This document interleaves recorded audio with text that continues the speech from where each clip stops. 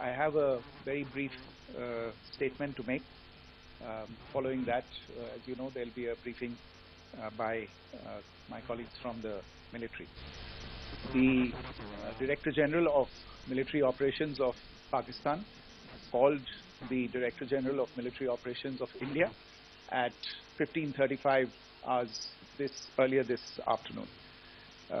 It was agreed between them that both sides would stop all firing and military action on land and in the air and sea with effect from 1700 hours Indian Standard Time today.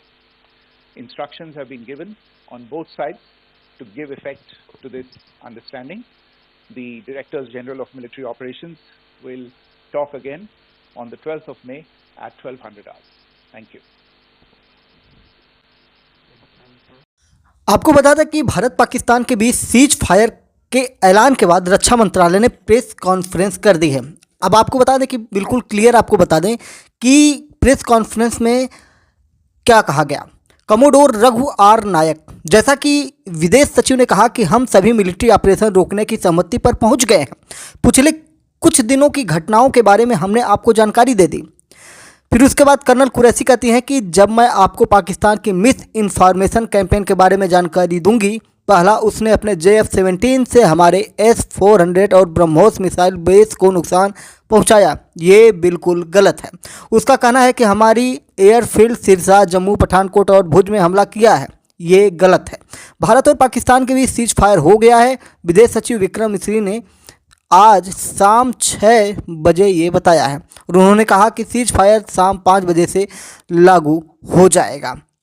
उन्होंने कहा कि अब दोनों देश जमीन, आकाश और समुद्र से एक दूसरे पर हमला नहीं करेंगे।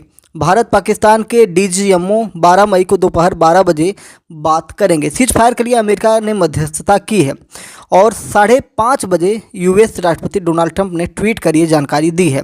रात US की मध्यस्थता में चली लंबी बातचीत के बाद डोनाल्ड ट्रंप ने कहा कि मुझे बताते हुए खुशी हो रही है कि भारत और पाकिस्तान तुरंत और पूरी तरह हमले रोकने के लिए तैयार हो गए हैं। मैं दोनों देशों को कॉमन सेंस, समझदारी से भरा फैसला लेने के लिए बधाई देता हूं। तो ये सारी चीज़ें हैं, कई चीज़ें निकल के आ रही हैं जो हमने आपको जानकारी दे दी है।